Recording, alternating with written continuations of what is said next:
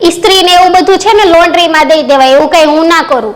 તમે ના કરો પણ ઘરની મોટી વહુ હું છું તો મારે તો કરવું પડે ને. બધી વસ્તુ બહાર લોન્ડ્રીમાં નાખવાની, બહાર કરાવડાવવાનું એવું ના હોય.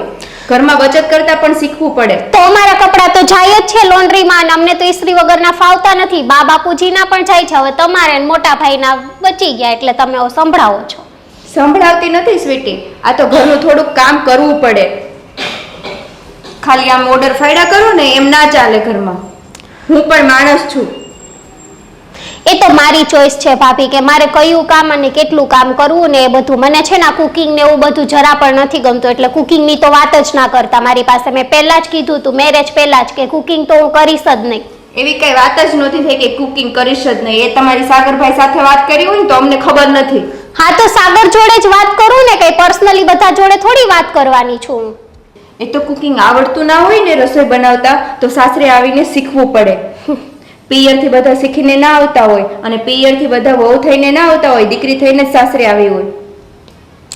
સારું, જે હોય તે. અત્યારે તમે ચા બનાવી દો આદુવાળી, બા બાપુજીએ કીધું છે એટલા માટે, અને નાસ્તાનું કીધું છે તો નાસ્તો ને બધું હું કાઢી લઉં છું. તમે ખાલી ચા બનાવી દો બસ. હા, એ તો મારે જ બનાવવી પડશે. તારાથી તો કઈ થવાનું નથી.